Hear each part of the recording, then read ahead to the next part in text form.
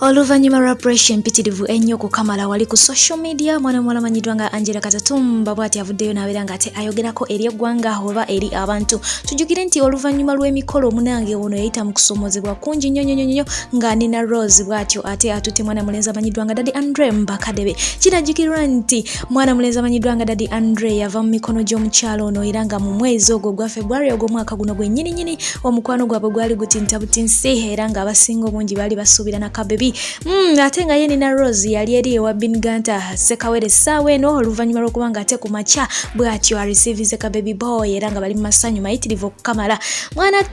Mwana muwala ono okuva ku mikolo egyo mwana muwala amanyiddwa nga Agella Katatumba abadde ayita mu mbeera enzibu ddala wano ku social media. Jjukira nti omuweereza wo si mulala nze Fifi Jaidanis ate nga mukadde kano mbeera ntuse mbere nga nkuweereza ate nga gwe yakatweyungako ngamba nti mukwano sooka ate osubscribinge nga ate gwe yakikola ngamba nti we balinyo we balire ddala kwekumira wano. Ono bw'atyo avuddeyo n'aba nga ate ayogerako eri abantu ku lw'ebyo ebisaasaana. Tujjukire nti bali oluvannyuma lw'okukola emikolo bw'atyo yagenda ku page ye n'aba congratulating era n'abagamba nti abagaliza obufumbo obulungi. Wabula ate yayongerawo akagambo ke yateekako hashtag akamanyiddwa nga emotional.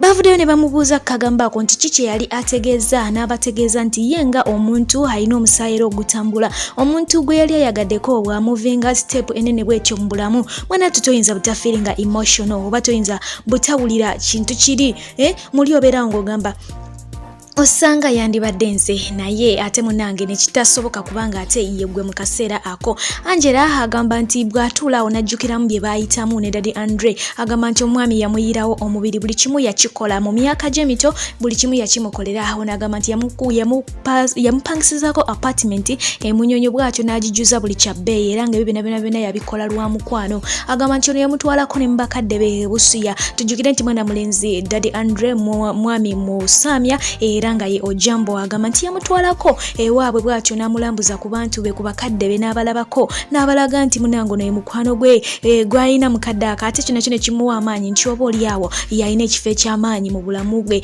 Naye agamba nti bwe bukya ku makya n'avaayo n'aba nga ate ayanjudde oba akyadde mu maka g'omukyala omulala kirina engeri gye kimuwulizaamu era nga ey'obuntu. Kale nga naawe omuntu osobola okubeera eyo ne weeteekako mu ngatto ze nga wali obaddeko n'omuntu wo gw'oyagala ne mutayomba ne mutalwana kuba agamba nti omusajja tamukolangako kintu kyonna tebayombangako tebalwanangako tewali kwegamba yali amuyisiza ddala bulungi kagamba naye mwennyini akyebuuza nga takimala. Naye ng'ate obuzibu ffennaawe bwe tumanyi obulungi we bwava ku mwana muwala ono amanyiddwa nga Angella okera ku makya bw'atyo n'asaba Daddy Andre bagende beekebeze omusaayi okuviira ddala wali kugwa HIV, hepatitis, kabootongonzi ku byonna twala tugende. Mwana mulenzi n'agamba waaye n'awulira ndowooza ng'ekimusabiddwa kinene nnyo bw'atyo n'ateekako njabala ayogayoga agudde mu mikono gya Nina Roz. Katusuubire nti Nina Roz ye teyabikebeza oba yabikebeza naye nga mu byonna obulamu bukulu nnyo era nga ye Katatumba agambye nti byonna bibeerawo obeera ng'obyagala naye ate obulamu kintu kikulu nnyo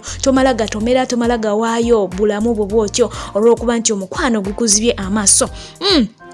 Era ku bimu ebibadde byogerwa era nga nakyo akyogeddeko byebyo okubigambibwa nti osanga yatya mwana mulenzi ono okubanga ate agwa mu bugagga bwe waabwe. Tujjukire nti ono mwana akulidde mu ssente era nga obulamu bwe obusinga akulidde mu nsi ez'ebweru bwe nti bwe mba nkyogera takulidde nnyo wano Uganda era ng'owulira n'enjogera gy'ayogera Oluganda lwe wadde si Muganda lwaki bwoggebwegge tuli awo terutegereka bulungi naye ng'ate nakyo avuddeyo bw'atyo n'akyogerako n'agamba nti nakyo era mwekiri munange tomanyi omuntu waakamulaba tomanya bigendererwa byo oba kwagala mukwano gwa ddala oba abala kasimbiko kali akali emabega. N'agamba naye ensonga nayo eba nkulu nnyo so kati ye ebintu ebyamugyamu bw'obigatta mu laaven bw'obigattamu omugatte biwerera ddala bibiri okubanga yeekengera kasente kali ak'ekika okubanga ate omuyaayo akagwamu n'omuyaayo okubanga ate agaana okubanga atwala obulamu nga kintu kikulu nnyo ddala ate nakyo akyogedde n'agamba nti obulamu yo nsonga nkulu bw'abanga yagaana okwekebeza ye alaba nga abatalina future na muntu oyo agamba